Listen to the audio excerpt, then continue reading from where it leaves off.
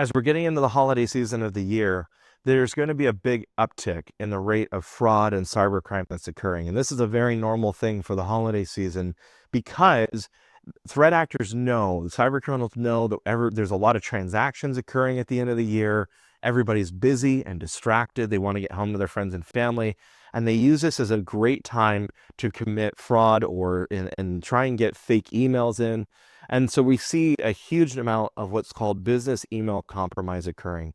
And what I'm going to walk you through right now is a customer that came to us about 3 weeks ago that was experiencing this exact kind of attack. Now, when we talk about cybersecurity, there's 3 core areas that we really focus on. There's the device that we do the work on, there's the network that it connects to, and then there's the identity that we use. Frequently, that's our business email that is associated with those devices and all the services that we use to communicate with our clients and to do the work. Now, about 7 years ago, when Steven started the company, he used GoDaddy because he needed a website and he needed email, and he liked the Microsoft platform a little bit more than Google. But the reason I talk about both of these is because it doesn't really matter. All of these services are very, very minimal in the amount of security and the defense that they have against cybercrime like this. It really wouldn't have mattered which one he had chosen. Both of them are susceptible to this type of attack. And when he did set this up on GoDaddy, he used his personal Yahoo email as the recovery email, which could have contributed to how he became compromised. Now, over that 7 years, Steven and his wife did great. They hired a whole bunch of office staff and field workers. The business is doing wonderfully. But and this is really common, is we get distracted as the business is growing, and we're not aware that there are issues with the technology in the background because it becomes a bit of an afterthought. And so bringing us all the way to 2024, something allowed a threat actor to compromise Steven's Dropbox. And so he was notified that people were receiving a virus file through his Dropbox. And so he went in and he deleted the file. He changed the password to Dropbox and he said, hey, I've got McAfee, I've got my own antivirus.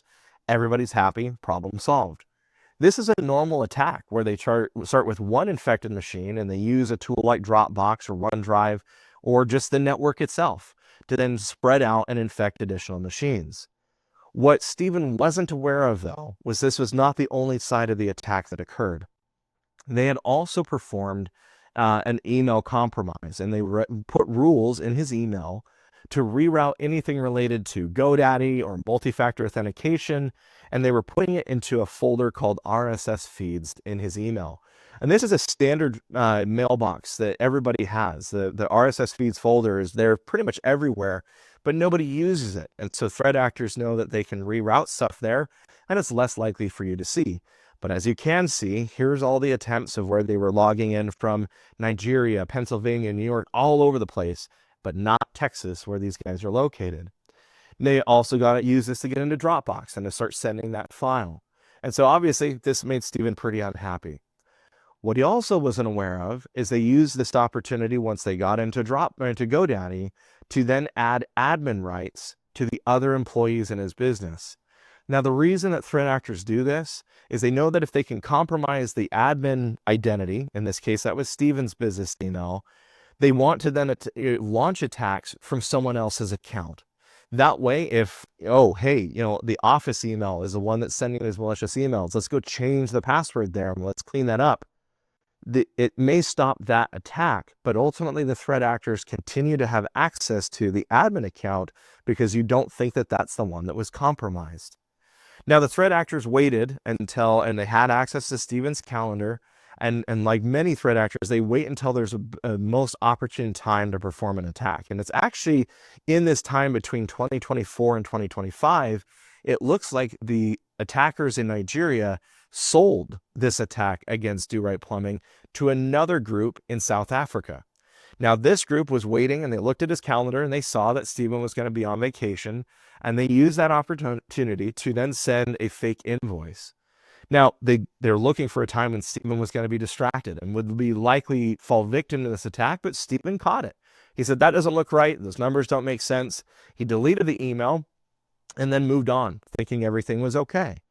But they pivoted, and the threat actors then used the office manager email to start sending these fictitious links to invoices to not just Do Right Plumbing's clients, but to all of their vendors and contacts that they had in their CRM system, which is how we got involved. And one of those vendors is a client of ours that we were able to prevent this attack from spreading to them. Now, we reached out to Stephen and Do Right Plumbing, and they said, hey, we've got a local resource we want to work with first. We'll call them Best Tech Support. Now, what Stephen says Best Tech Support did is the technician came and basically ran machine to machine, Googling things. He threw on some free antivirus software, and then he had them purchase some additional security tools from GoDaddy. Now, in Stephen's own words, he says that the technician labor was also not cheap. But although they were using free antivirus, they were already invested quite a bit into fixing this problem. Now, lo and behold, about 2 weeks later, the same emails came back. And it was because they were not addressing the root cause of where the problem had occurred. When we look at the sign-in logs, we can see all these sign-ins from South Africa, from California, from New York, all over the place as the threat actors were trying to maintain their hold in Do Right Plumbing's email environment. They also set up additional email rules. In this case, setting up anything to enter with the word invoice or payments, anything transaction related, they wanted rerouted to them so that they could then try and reroute those payments. Now, at this point, Stephen and Do Right Plumbing reached out to us and said, hey, we need more help. This didn't work. We said, absolutely, we're happy to help. And so we got engaged. Our disaster response team started working with them about noon on the 20th.